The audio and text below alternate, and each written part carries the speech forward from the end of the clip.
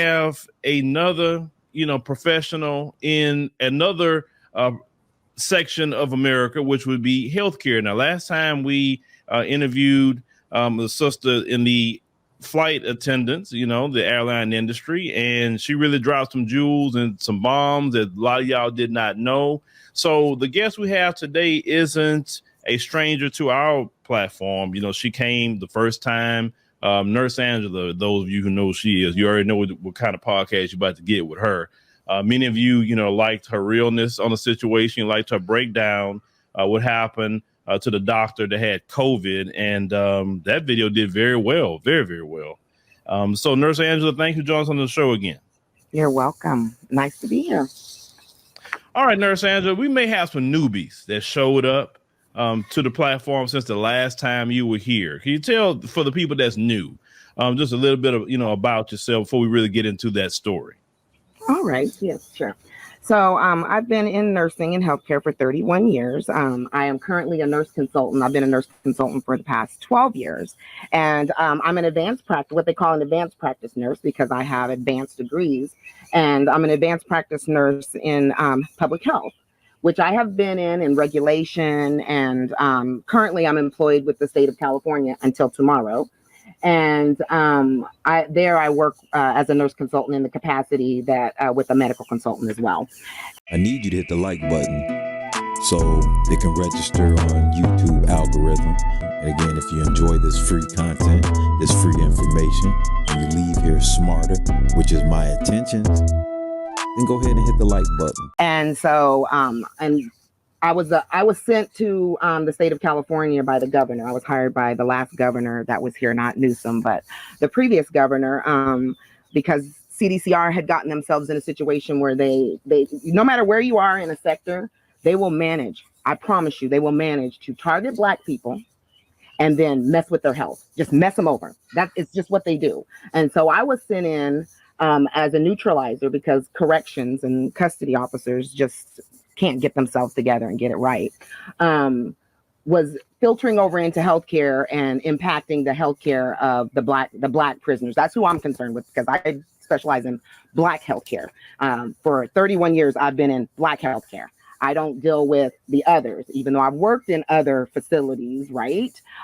They were short-lived because I don't have the patience for it. So it was short-lived, and I go back to county hospitals because I want to deal with my people.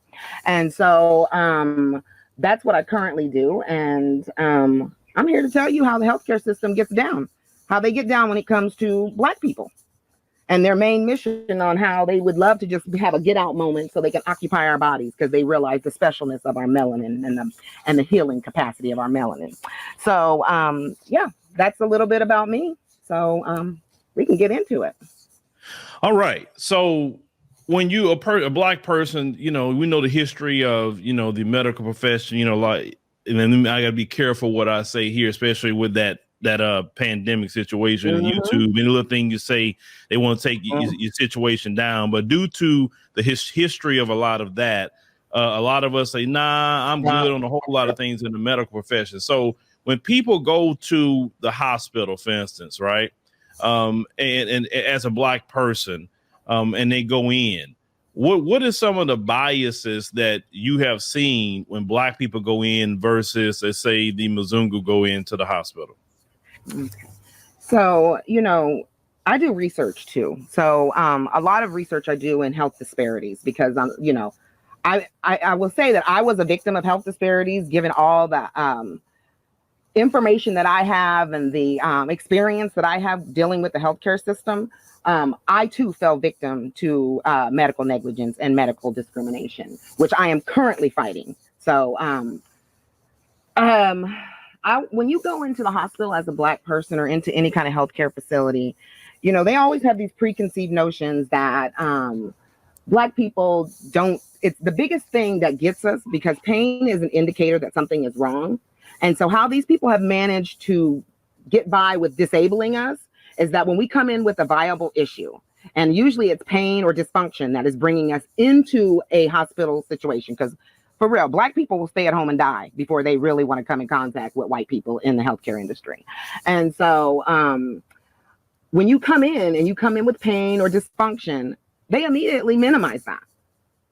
But if you are a white person, so I'm gonna give you just a live example of what happened to me and what I'm dealing with right at this moment. So as a nurse consultant, I was working at CDCR, and as a nurse consultant, doing audits of their healthcare facilities within their prison system, because like I said previously, I was sent there by the last governor because they got sued. And so I was at this facility doing my audit, and I went to go pick up, it's a huge work bag. It weighs about 50, we'll say 35 to 50 pounds, depending on exactly what they decided to stock in it. And it's nursing's responsibility to ensure that these bags are stocked. And what those bags do, they're emergency bags. And so they have oxygen in them, they have medications in them, Narcans, reversal agents, all these different things that you use if a patient should go down out in one of the prison yards. So nursing is responsible to upkeep those. So it is my job as the lead nurse is to audit those and make sure that they're in compliance. And so I went to go pick up this one bag, and we'll just first start out with saying that they were not within policy on how they stored the bag. And that's how I got injured. So the bag was attached to a dolly, and it was on the ground, and it had bungee cords around the back, which I didn't see. So when I went to go pick up the bag, I ripped my tendon off of my bone. Yeah, that instant. So that's how I ended up in the workers' comp department of California state government. And so they have contracts with different providers. And the provider that I went to, which was closest to headquarters, which is where I work out of, was Kaiser South Sacramento. And so I went in there, and I was just so unfortunate to be, presented with a Dr. Iskander. And for 7 months, Dr. Iskander did not do anything regarding this tendon tear that I had. And he let me sit on bed rest. He didn't think my pain was viable. He didn't think my dysfunction was viable, because I couldn't even move my legs, my right leg specifically. So when I say my legs, my right leg. So I couldn't move my right leg. So therefore I couldn't walk. I couldn't bend. I couldn't sit up, because if anybody knows what the gluteus medius muscle is, it's your rotator cuff for your hip. And so you have a rotator cuff in your shoulder, which makes your arm go around and round, out to the side, up and down, right? Your leg does the same thing. You have a rotator cuff in your leg. It's a hip flexor tendon. It makes your leg go out. It makes it go up. It makes it go in. It does all these things. And it's responsible for rotating your pelvis. So I ripped that tendon. So basically my muscles aren't attached to anything. They're not attached to a bone, which is their main purpose. And so for 7 months, he just basically poo-pooed my pain. So one day I was lying in bed and my legs stopped working, just altogether stopped working. So I went into their emergency room, which I was promptly discriminated by Dr. Ryland, Andrew Ryland. And he stood over by the door. He did an assessment from the door. He told me that my pain was just an exacerbation of my muscle injury that I had suffered back in August. So we're in January now. And he sent me home. So I went home. I told my daughter absolutely unequivocally, he doesn't know what he's talking about. And I went back. That was on a Sunday. I went back on Monday. I went into Kaiser. I went directly to the emergency room nurse manager and told her that I was discriminated against. They asked me if I was on welfare. Like, that don't have nothing to do with why I even came in there. But anyway, they asked me if I was on welfare. They didn't address my pain. They didn't address my new onset neurological symptoms. They didn't address my loss of function in my leg. And so when I came back on Monday, she took note of all this and blah, blah, blah. And I was seen by Dr. Andrew Elms. And I told him what I wanted done. I said, I want an MRI of my right hip. He said he was going to order it in Epic and blah, blah, blah. And he went down and started charting and came back and told me that I was going to go for my MRI of my hip. And as we go into the MRI suite, as they were transporting me, I looked, because I'm a trauma nurse. I was a trauma nurse, level 1 trauma nurse for 10 years. And I look, and I'm used to MRI suites, and I'm used to what's ordered, because like I told you previously, I helped build the Epic system for Sutter Sac Sierra region. And I was the administrator for the electronic health record, the Kronos, which is the payment system, and the Claravia, which is the scheduling system, which I created all of those. And so when I asked him to put it in Epic, I was very clear. And so when they were transporting me over there, I noticed that they had a long back MRI plate. And so I asked the tech, I said, where's the hip plates? Because this is the back plate.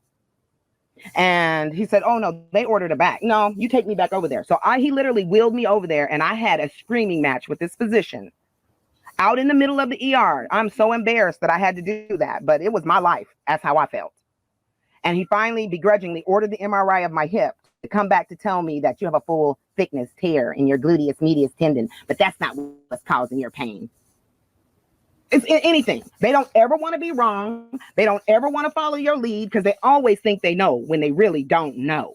That's why I'm like, why Black people even think about trying to like think these people know what they're talking about? They don't know what they talking about ever.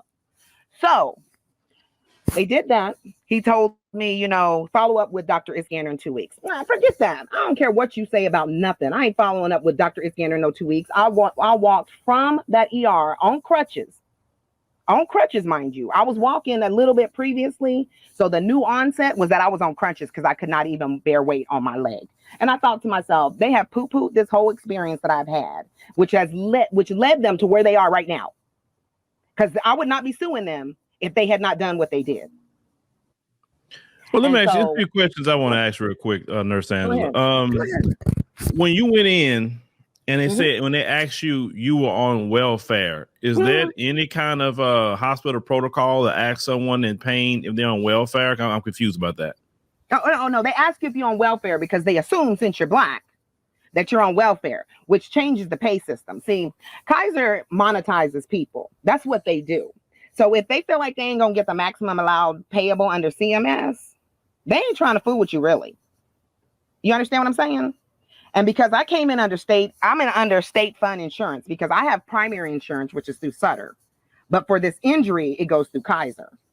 So I have never in my life received care from Kaiser because, like I said 15 years ago, killer Kaiser. I don't have time for that. I've never worked for Kaiser. I've never received care from Kaiser. Everyone that I've known. Now, mind you, Kaiser is 68% of their patient population is Black. Mm-hmm. And then the other 30, there's like some negligible white people thrown in there. Like, make no mistake about that. There's some negligible white people because you can't get rid of them. They're everywhere. And so, but then the rest of their population is Filipinos is the highest, but there's other Asian categories as well. There's the Chinese and Vietnamese and Taiwanese. They're all in there too. And the Asian category, which makes up a large chunk. Hawaiians, Pacific Islanders, because Kaiser's deep in Hawaii. And then there's that negligible amount of white people that go to Kaiser. But for the most part, it's Black and brown. And so when they monetize people, they want to make sure because they always give the cheapest bundles. So when these employers look for insurance plans to go with, Kaiser's always the cheapest because Kaiser is the largest healthcare system in the United States. Okay, so you mentioned this particular hospital for the audience, and you mentioned California. What city that's in? Kaiser South Sacramento.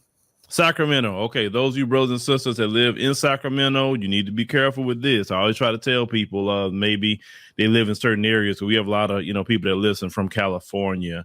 Yeah. So when you don't have insurance, you about to get treated basically third world standards. Oh, if they think, if they think, I've not had it put that way, but yes.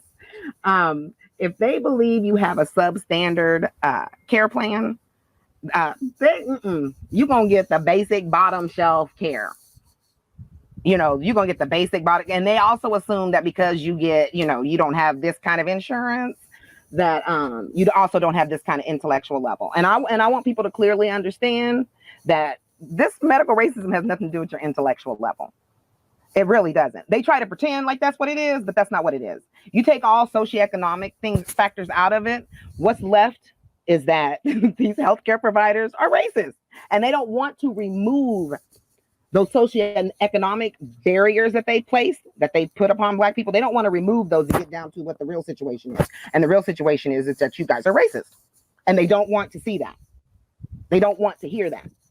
Even though the American Medical Association has clearly come out and the Public Health Department has clearly come out to state that racism is a public health threat.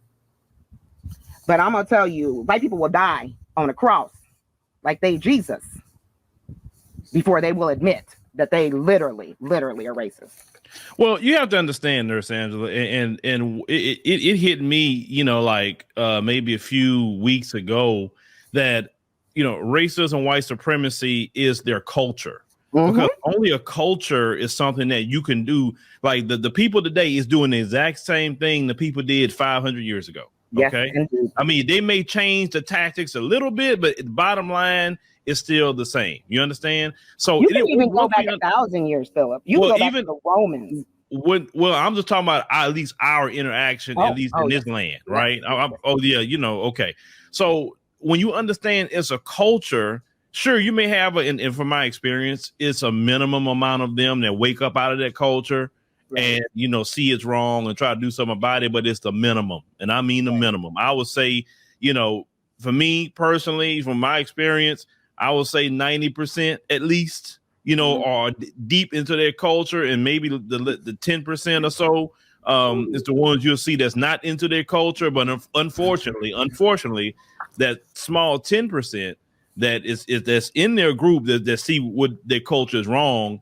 They're not in positions, of government. They're not in the healthcare system. They're not in the judge. They're not the prosecutor. Nope. They're not the police, unfortunately, right? No. And when they do think they're gonna do something, they're gonna get the backlash. They're gonna get their people group is gonna open up some unnecessariness on them. I mean, to the point where they can even lose their life. It'd be real serious. Well, let me ask you a question. In the medical profession, have you seen a Mzungu person stand up for Black people, and did you see some backlash come to that person? Yeah, Sutter. What I originally sent you, that Sutter letter that CNE sent me at my home, that started out with a white dude, Todd, who was my boss, running interference with her. And then when he left, because she was like merciless to him, I mean, she had him crying at one point. And like, I don't cry at work, so I don't understand those type of emotions being released. But I was like, whoa. She was talking craziness about put her boot on my neck. Just some nonsense that wasn't going to happen for her. That wasn't going to happen. And then when I plotted, because you got to plot with these people, when I plotted and did the whoop-de-woo on her, she sent me that ugly letter that I sent you. Yeah, we'll make sure to people, to know about that letter. That's for sure. That letter was very, very interesting. Now, let me ask you a question. If you got that letter by you? It's in my computer. Mm-hmm. If you have access to that letter, could you read it since we on the podcast? Sure. Okay, so I'm going to give you a context before I read this crazy letter. So I'm working at Sutter. And I was originally, when I came to Sutter from after I had divorced, I was coming from the state of Arizona, where I worked as a nurse consultant for the Arizona State Board of Nursing. And so I did investigations into nurses who violated the Nurse Practice Act. And believe me, there's a bunch of them that do that. So anyway, I had moved after working there. I had moved back to the state of California because I'm originally from California. And so I moved back to the state of California, but I didn't move back to Southern California because it's a cesspool. So I moved up to Northern California, to Sacramento, basically to Davis is where I actually moved. And I had went to work at Sutter as a travel nurse for a 13-week assignment. That's how I originally got there. And I worked in their PACU. And because I was a level 1 trauma nurse and a PACU nurse, that stuff was easy because this was not like level 1. It was like level 3. And so Todd was interested in having a nurse manager because he was a director. And so I was there maybe about, I want to say 3 weeks into my travel assignment. And he asked me if I would take the job as his nurse manager. So I said, sure. I had come from management. I wasn't trying to do no actual, I'm going to be real. I'm going to be honest. I'm not trying to do bed-to-bed nursing at this point in my career. I'm not trying to do that. And so I went to go work as his nurse manager, and that's when it all started. She was like not having it. She didn't understand why he let me control everything. She told him that he needed to put his boot on my neck. Just some crazy nonsense that wasn't going to happen. And so basically she harassed him into quitting. So he quit and went down south, and I took over as director.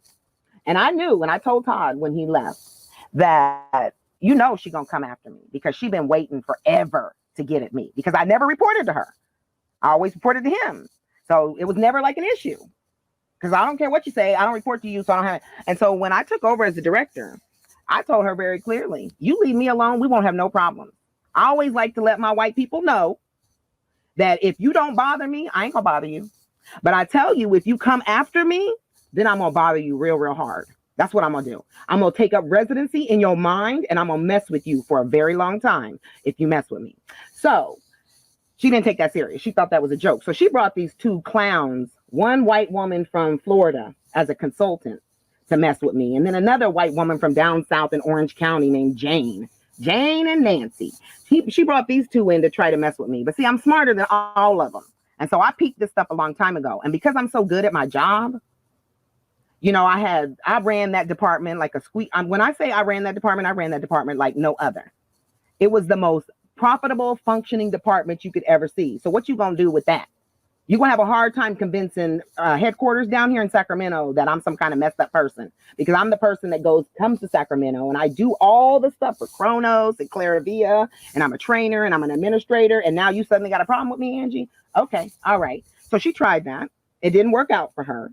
And then I erased a whole bunch of stuff and did a whole bunch of stuff, because anytime I come up with creative information on how to do stuff, it's locked firmly in my mind. I don't trust them. I don't put everything. And if I do, I stamp all kinds of stuff all over it. So you can't just go and do stuff with it, because everything I create is propriety. You are never getting my thoughts. That's just not how this works.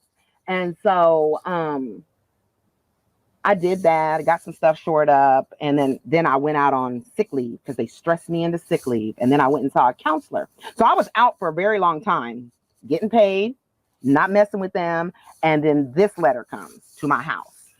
And she came all the way to Sacramento to send this to me. So she says, Angela, there is no color in bitch. And she capitalized that because she wanted to make sure for a fact.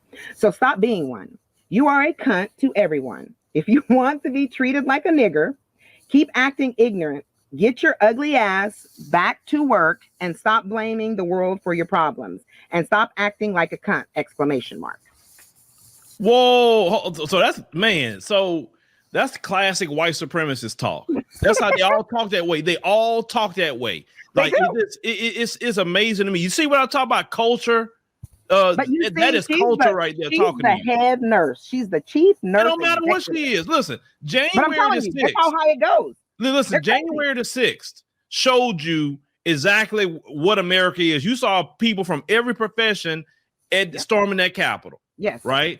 And if that didn't let you know this country is permeated with white supremacists, and I told people a long time ago, Nurse Angela, look, the Klan and neo-Nazis, look, I'm good with them because I can see them coming. The ones you need to worry about, like you said, is that nurse manager you need to worry about, or that doctor, or that radiologist, or whatever ones that, like, you know, you just got to be on guard because you don't know which one is on the team.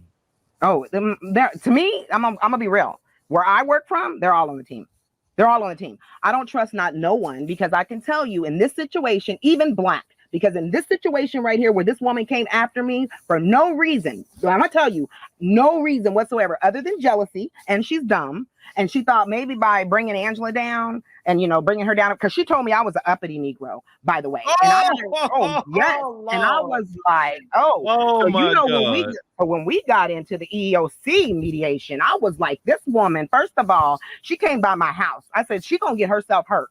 That's what's gonna happen. While y'all sit here and play, and y'all think it's cool for her to be sending this stuff to my house with my daughter, because that's my main concern, is that my daughter was in high school at the time. She was a senior when this crazy lady's doing all this crazy nonsense. And I said, she gonna find herself hurt is what's gonna happen. I said, white supremacists think I be playing. But when they see my face, they understand very clearly, oh no, she's not the one to be messed with. This is, even if I'm driving down the road and they think they're gonna pull some nonsense. Oh, I'll let you know, I'm not afraid of none of them. None of them. And once they know you ain't afraid of none of them, they'll be playing. And now she work in a basement. This is what I'm telling you. This one right here now works in a basement, because when I told her I was gonna come after her, I was gonna come after her license is what I meant. She thought it meant like I'm gonna physically assault you. No. I was a nurse consultant for the Arizona State Board of Nursing in 23 compact states. No, I'm coming after your license because what you're doing is unbecoming of a nurse. That's how I see it. That's how I see it. And so that's how, and because I'm a nurse consultant also for the State Board of Nursing for the state of California, I was not playing with her. I dabble in the world of regulation. I don't dabble in the physical world because they're silly and I don't have time for that. So I just take away your livelihood. So she works in the basement now. She can't work with people. So you shared that letter with the EOC in the state? Oh, yes. And how long after you made you shared it and for her to lose her license, how long did it take? We went from, this whole mess started in June of 2015. And I went a whole year. First of all, I went off on medical leave. And then she tried to entice, this crazy letter she thought was enticing me to come back. And then I went back because my attorney at the time told me that I needed to basically get more information, basically let them shame me, which is what they did. So I showed up at Sutter in Vallejo, coming off my medical leave. And basically Angie showed out. She showed out and showed down, her and Nancy and Jane. And Jane tried to have me arrested. It was crazy. And they had me escorted out in front of my employees. They wouldn't let me get my purse. It just got real, some lunacy. So I got my purse, got my belongings, went and sat in my car, contacted my attorney. He said it was great. Now we're going to take him to court. And they decided to mediate it. And so we went to the EEOC. So that was probably a year from the time that they humiliated me, cut off my pay, but then had to reinstate me. Just all kinds of stuff they was doing. Okay. So let me ask you another question.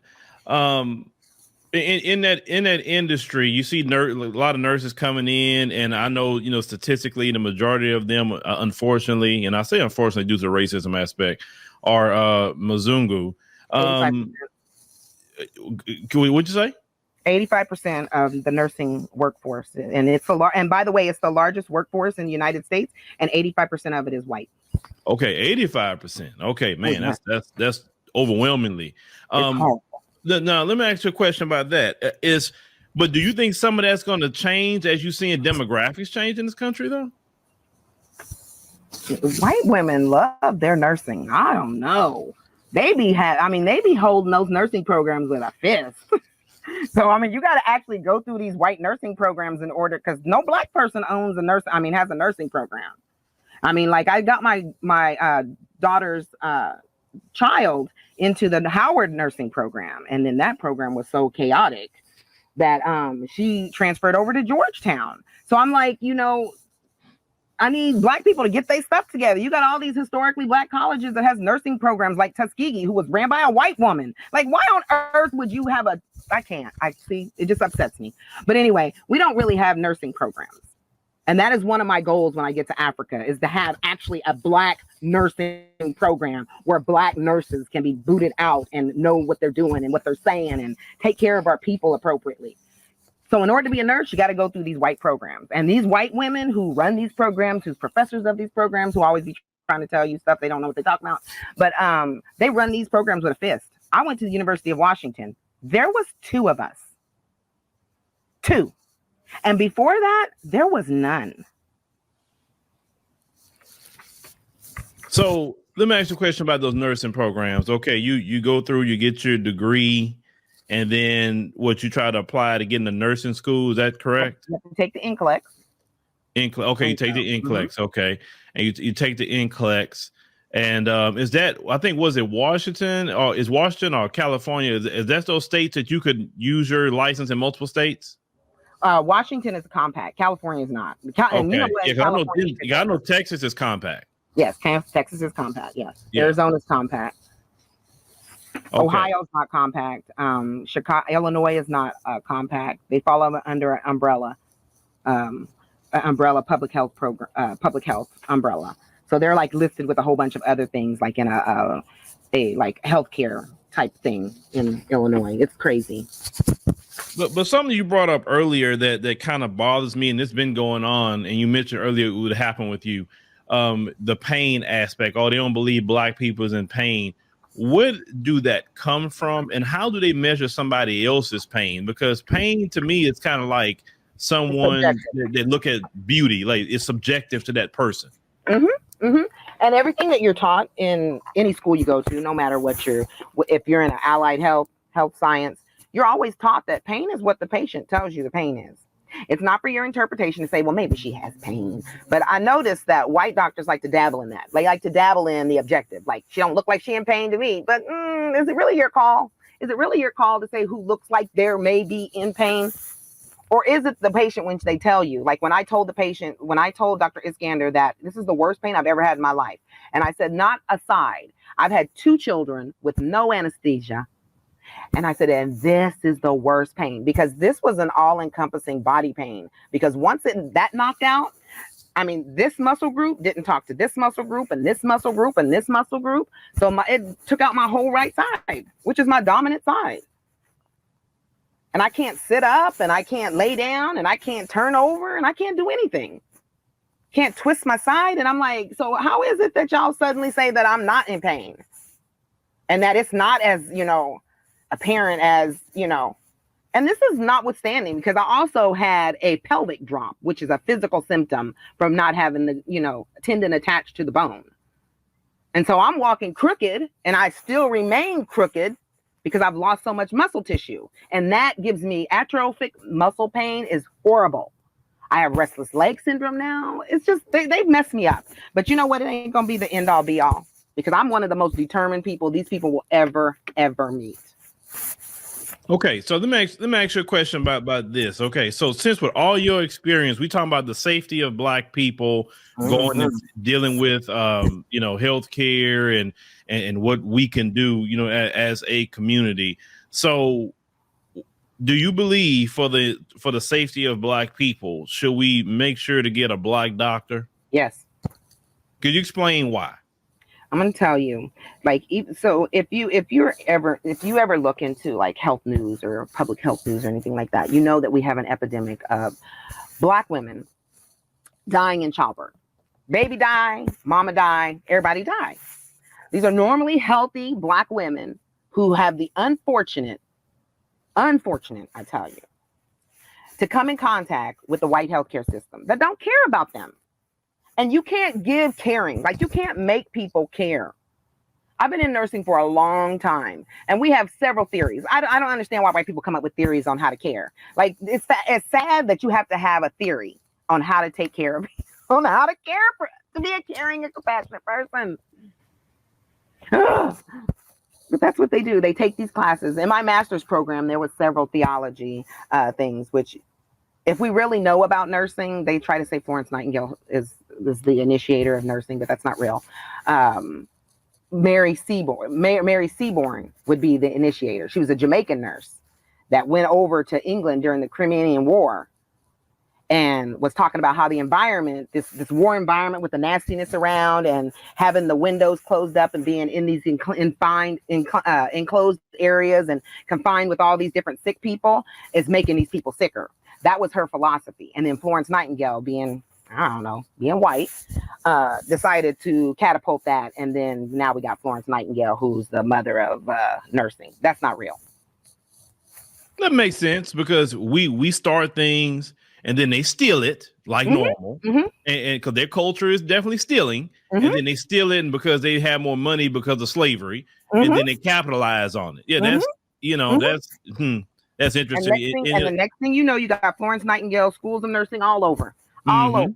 Just like here in America, you have when I went to the University of Washington, because I transferred from Arizona State University. I got into 3 nursing programs. I got into San Diego State nursing program. I got into Arizona State nursing program. And then I decided I didn't like none of those programs. And I wanted to go to University of Washington's program because it was the #1 nursing program in the state at the time. And so I told my ex-husband at the time, because he was Navy, a retired Navy. And so I told him that I'm going to need you to get stationed up in Bremerton because I'm going to need to go to the University of Washington. I had already planned it. And so he did it. And then I knew that sending in those orders and all this other stuff that I would get into the program, I would not have to pay out-of-state tuition, and that I would get scholarships of some sort. I knew these things, right? And so I did all of that. We got stationed in Bremerton. I got a Mary Gates scholarship, which is Bill Gates' mother. I got a Mary Eliza Mahoney scholarship, which was the first Black nurse, professional nurse in the United States.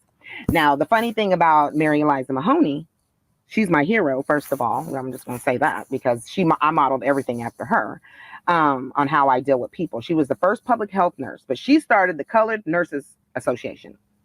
And how devilish they are, because now we have the American Nurses Association. They were so devilish over in New York that they took her idea on how to incorporate nursing and get it where it has central function, and took her Colored Nurses Association and renamed it the American Nurses Association. And that's what we have to this day. So I tell you, when I tell you they steal, they lie, they corrupt, they're cesspool, I mean those things. That's sincerely mean those things. When we look at history, I mean, we know that it just even recently, even the young kids have caught on, and like, I don't know, you may be heard about this, you may not be into this, but that platform TikTok, these black kids will come up with a lot of dances, right? And then what was happening to that? They was coming with all these great dances. These white kids would steal it, and then they end up getting on Jimmy Kimmel. They end up getting brand deals, making millions of dollars, stealing from the black young kids. So what the black young kids end up doing was say, you know what? Since y'all stealing our stuff and we're not getting recognized for it, and y'all making millions, we're going to go on strike. And so they just stopped doing TikTok dances. And it was so funny that when they were left to do their own dances, it was so funny to even watch. It was like a freaking train wreck. In other words, these people cannot do nothing on their own merit without stealing from somebody. Can I just say, and I want to just say this so that everyone is clear on how you can pick these people out. And I don't care if they white, they practice in white supremacy and they in black skin. I don't care who you are. Yeah, they can be Indian and Asian and all that. Right. That's right. You can be Indian, you can be Asian. If you are actively running around with the mark of the beast, white supremacy, running around doing white supremacy stuff, running and talking crazy, Asians, because I live in an Asian neighborhood here in Sacramento. But anyway, and I don't mind putting them on notice. You talk to me crazy. I have a Chinese neighbor on both sides. Talk to me crazy if you want to. Go ahead. That's what I told my neighbor Mark. Talk to me crazy if you want to. You'll find your whole house in a problem. But anyway, the one thing we need to understand clearly is that white people are not creators. That's not what they do. They destroy. So if you know you create, you know you're not like them because they destroy. If you know that you can, so when they came off all TikTok, when TikTok, the black folks come off of TikTok and white people are left at their own because they never create anything, this is how apparent you see it. Because now you don't have black people to sponge off of and take their ideas and make them into your own. Not real. When you're not a creator of stuff, you get lost. So they're lost now. TikTok can stay lost. I don't know much about TikTok, but I'm not down with people stealing other people's stuff. AKA, I'm not down with white people stealing black people's stuff. Yeah, and if you know, black folks, you know, I remember some years ago that the Mexicans actually did this. I remember they said a day without Mexicans, and like all of them called off for work. None of them will go to work that day. And they like showed out doing that. And I say, I wish black folks would actually do that for a change. Like we all get on code and say, you know, a week or something, 2 weeks without black folks. And like, don't spend no money, don't do nothing in that time period. We will literally mess up the economy by doing that. And black folks don't even realize the power that we have in this country. We don't realize it. These people lie to us all the time. Like we so downtrodden and all that. Like, man, we hold the economy and everything by the balls because we the biggest consumer. Exactly. And we're the biggest consumers worldwide. If you want to be honest about what really is the situation with black people love to consume other people's shit. Like, why? Like, why are you running around consuming and putting labels on your body of your oppressor? That sends me over the edge. I don't want to see another entertainment star because I'm done with this. Seeing Gucci everywhere. You are putting these oppressors labels. What we see and what our creator sees is that you don't have a problem being oppressed because you are so keen to put the oppressor on your body. You are so keen to dabble in what the oppressor has to give you. They gone. They gone. I just hold on to hope to the ones that like you and I and some of all the other people that I see on. I'm very specific on the platforms that I pay attention to. And so the people I pay attention to, there's hope for us. There's hope for us because we see what's coming down the pipeline. But the people who are blind is like blind. Yeah, and this is the thing about that. I'm a firm believer of, and which is sad, is that, you know, we need to monetize anything that we are a part of and anything that we consume, no matter what. Because one thing, like at least at me on the media side, and I'll get back to ask you a question about the healthcare, is that, you know, I believe we need to corner news, we need to corner entertainment, we need to corner sports, weather, we need to corner everything, because if we don't corner it, guess who's going to be taking it, using our culture and our creations to do everything is going to be others. And now people starting to really see that and understand, the all of that. Now, you mentioned earlier you had created in healthcare different procedures and things like that, and you were smart enough to say, no, Yeah. I'm gonna delete it. I'm not gonna give it to you, because what they'll end up doing is like that lady that you talked about. If you'd have left it and she's like, "Ooh, this is actually a good idea," she would have put her name on it and she would have presented it to them folks, and Most now she probably would definitely. have got some recognition, and now they would call the procedure her procedure. You're like, what the hell? That's mine. You And still, understand? I'm gonna tell you. Yeah. Oh, I understand clearly. And so, like, here's the cold part of what I actually did. They can't do nothing now. We have laws protecting me now, and I'll use them. I'm not afraid to use the laws that they be coming up with to protect themselves. They might as well protect me too. So, what I did was I put them on a flash drive. Right. This was like over months, Philip. I had been plotting my leave. I left a little bit of cash on my desk. I left some things where it looked like I wasn't going nowhere. And I had been slowly expunging my information out of my computer. And then the cold part, I took the whole computer.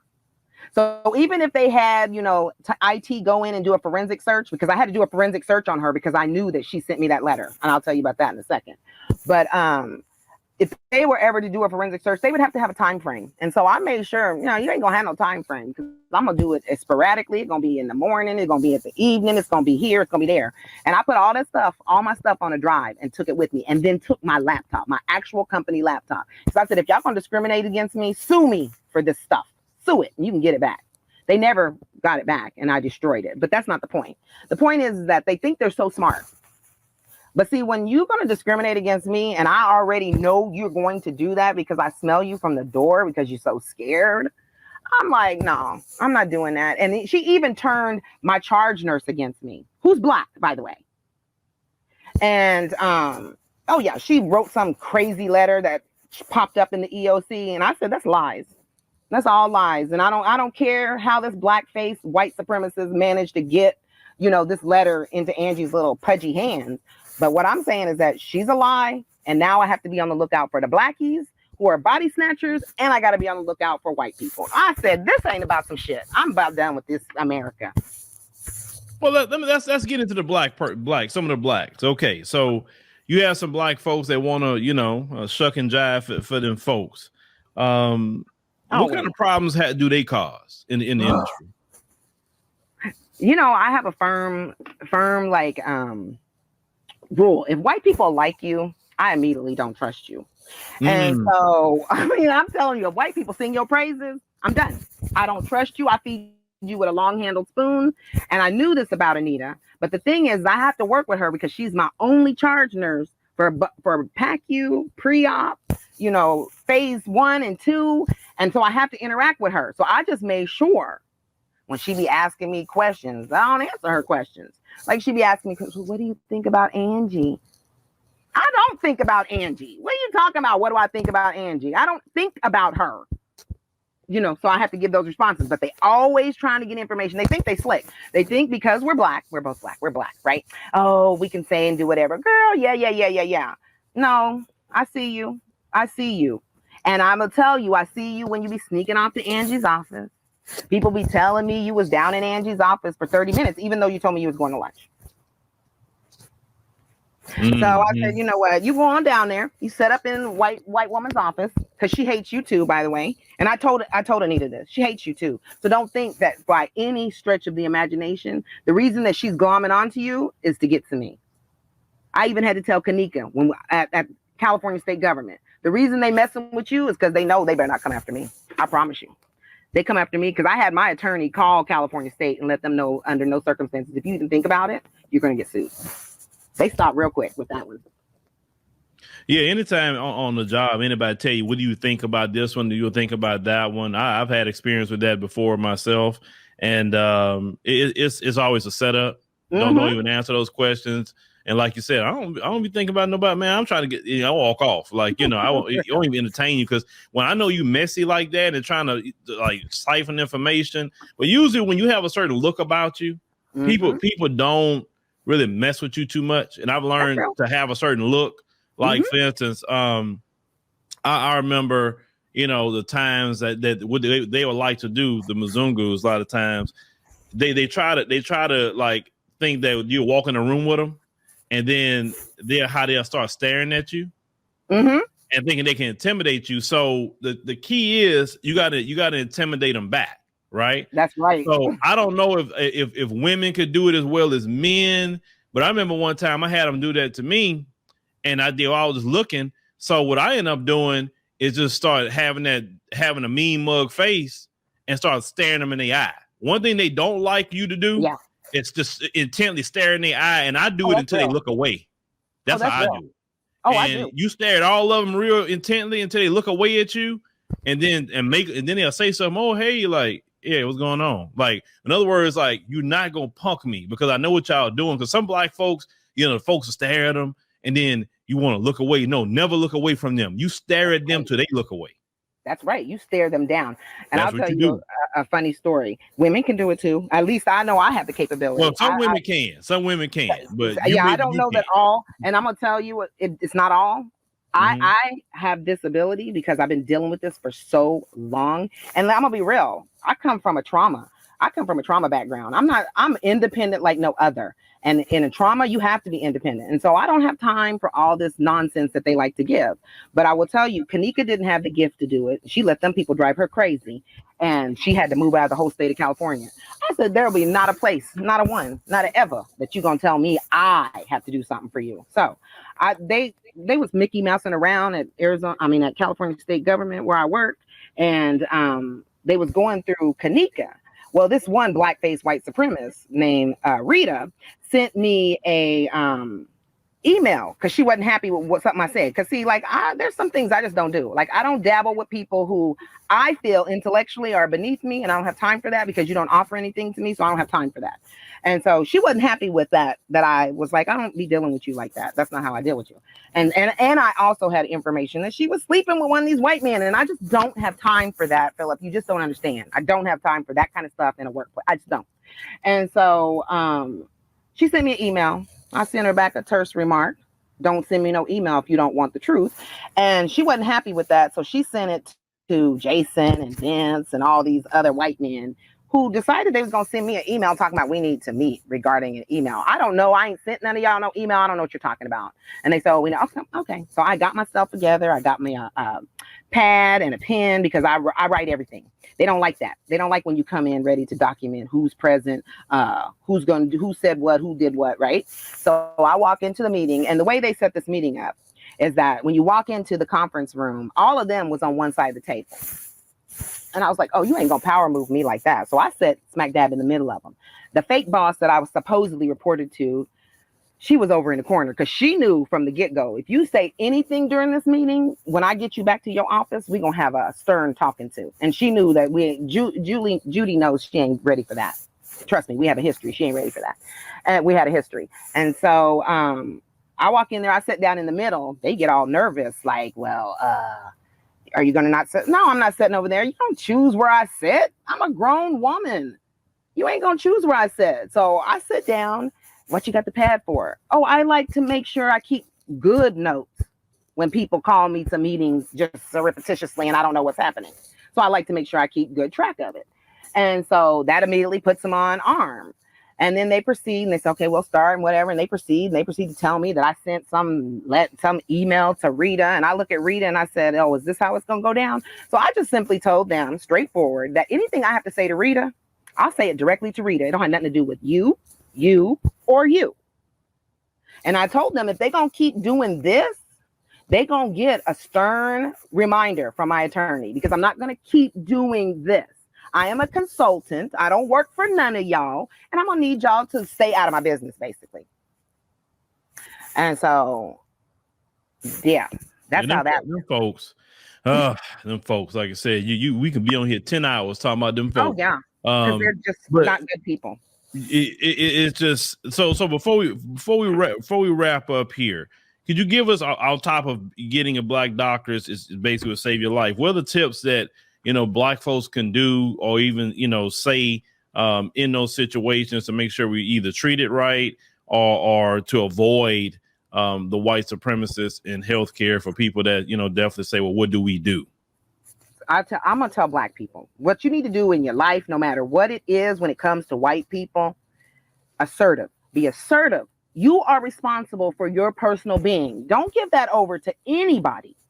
So one is that you be assertive for your healthcare. For anything that you do in your life, be assertive. Take ownership of it so that you are completely accountable to your life. You don't turn your life over to somebody else. I just told my son this. You know, my son is dealing with Las Vegas Metro Police Department, who had to change their policy. So now they decided, since my son took him to the EOC to make them change their policy because they have the Crown Act, now they're going to harass him. So they were taking pictures and sending them up the chain to all this stuff. And I said, oh, okay. So it's things like that. Document, I told him, never let nobody tell you what the laws are and what the rules are. You better know those laws and those rules. So when they come talking to you crazy, you can say, that ain't real. And he made sure he did that. So you make sure you know the laws and the rules that govern everything that you are going to do. Take accountability for yourself. Don't let somebody else take accountability for you. And then third, the most important, question everything these people say to you. Don't believe nothing they say. Question, question, question. Document, document, document. Even if you have to show up to appointments with a pen and a pad, that scares them. And when you ask questions because you're concerned about your well-being, that scares them. Don't let them push stuff on you. We too far gone for this to be an issue. Why does the pen and pad scare them? Because they don't like documentation. Don't you notice they do everything so you don't know? Like they meet offline, out of work, all together. Like the one thing that I noticed at CDCR that they like to do, the correctional officers, when they was going to do dirt, and it would get to me, and most people wouldn't think that it was a big deal. They were like, oh, yeah, we were at the gun range this morning for 3 hours shooting. Are you requalifying for your gun? I don't understand why you guys were there for 3. Oh, we were talking. See, when you talking offline and away from work, I know you're plotting and you're being a devil. So, no, they do this. They plot behind our backs. So you don't know what's happening. That's why I was like, why would anybody not want to out racist? I want to out racist so I can see them coming. Why would you want people who plot behind the scenes, who send emails to each other? You know, my son wouldn't have known about the email that they sent up the chain to all these 12 different people if it hadn't been for some astute white boy who believes they're being racist toward my son. And he's the one that outed and sent the email to my son. But that's the kind of stuff that you don't know because they keep it to themselves. Oh, yeah. White supremacy works best in darkness and shadows, right? That's why they don't really like today where everybody is exposing them and calling them out. They don't like that. Right. I mean, they're really losing their mind, you know, with that today. Because well, imagine you come in fully loaded with a pen and a pad ready to discuss some real issues and take complete charge of everything. You know, they're going to lose their minds. They're going to lose their minds. That's been my experience for 31 years, is that when you come fully loaded, not playing, because I don't play with white people. I play with everybody else, mainly my family and stuff like that. But the one thing I don't play with is white supremacy, because you let your guard down 1 second, 1 minute, these people just have a way of sneaking in. They get in. It's like silly putty. They oozy. They get in everywhere. And you just can't let your guard down 1 second, 1 moment. It's a horrible way to live here in the United States like that, but that's how we live. Because if you let your guard down, best believe something gonna happen. Best believe something gonna happen. Yeah, it's kind of like in this country, you have to stay ready so you don't have to get ready. It's about, you know, that's really what it is. It is. Here in America now. Me, like I say, when I'm on the continent, I'm definitely more relaxed. Oh my God, my stress levels now. That's why I can't wait to 2022. Mm-hmm. That's just what we decided. 2022, we start getting our travels back to the continent and everything, and I can't wait. You know, let this COVID thing kind of pass on through and what it needs to do, at least from the healthcare professionals that we talk to that are Black, by the way. Right. Told Mzungus about health here. I'm sorry, we just don't do that. You know, like I was telling people, you know, like they got, like here in Houston, at least they got this website called Black Book Houston, and you can find anything you need from Black people, whether it's a nurses, doctors, lawyers, therapists, restaurants. Like you can find whatever you need, and I love it. I love it. I love it. You know, I used to go, like when I was director of surgical services and perioperative services, we used to have our meetings in Texas. And Houston got so many black people, it's just unreal. Like, I mean, in professional black people. I mean, I'm sure it has other black people, but that's not my world, so I don't know about that. But like professionals, doctors and stuff, I'm like, oh, y'all got it. Dentists, y'all got everything up in here. It's great. It's great. Yes, no excuse. Like that there's no excuse. So when you live in cities that are just a plethora of black people, you have no reason to be unhealthy. Absolutely unequivocally, because you have all your resources. It's these unfortunates that live in all these other places. Like, I've never had a white doctor, with the exception of Dr. Iskander, and that was given to me because I was hurt and it was a contract. But other than that, if it's me going to initiate, oh no. I will never. These people don't know nothing about no black body. You ain't touching me. I need someone black to do that. Yes, ma'am. Yes, ma'am. So with that being said, ladies and gentlemen, if you learn nothing else from this today, white supremacy permeates the healthcare industry. I mean, like it permeates the airline industry like last time. And so make sure that you know, like you said, document, keep your eye on these people, be assertive, as the sister said, get you a black doctor. I mean, you need to make sure that's put on your list because as you hear and hear that the majority of them, you know, have white supremacist ideals. OK, and it comes out, you know, denying you medicine for pain is a white supremacist trope to say black people don't feel pain. That goes all the way back to slavery when you used to operate on black women with no anesthesia, no nothing.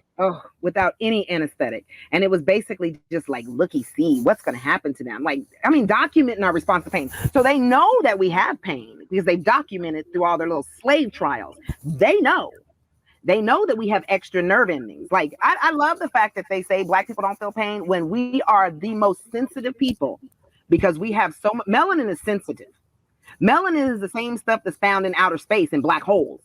Melanin is the same stuff that's made from this earth. So if anybody thinks that we ain't special, you better think again, because everything that's in a black body is of this earth, The iron, the nitrogen, it's all in us, in our melanin. So y'all, the reason they experimenting is because they want to be us. They really want some get out. That's for real. They really do. And it's something that would never happen. The earth is heating up and we are children of the sun. And I love it. I hope the earth keep heating up. I have no problem with it. You know, Portland and Seattle, they hating their lives right now up in Oregon and Washington and Canada. Oh, yeah, they are right now. Yeah, they get cooked out there. They get like cooked. 119. That's right, 119. I lived in Phoenix, so I've seen it hot, 126. I'm just saying, I didn't burn up. It was 126. But I know they little selves are hot. Oh, I know they hot and red. They say, oh, well.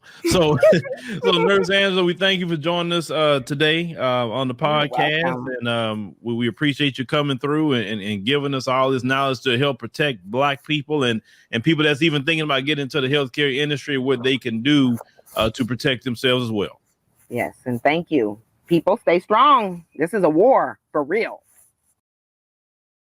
They delay, deny, and hope that we die. And for too long, the American medical community has been ignoring chronic pain. And this has created an epidemic of suffering. When we live with pain, we are not living our true selves. We are not living our best selves.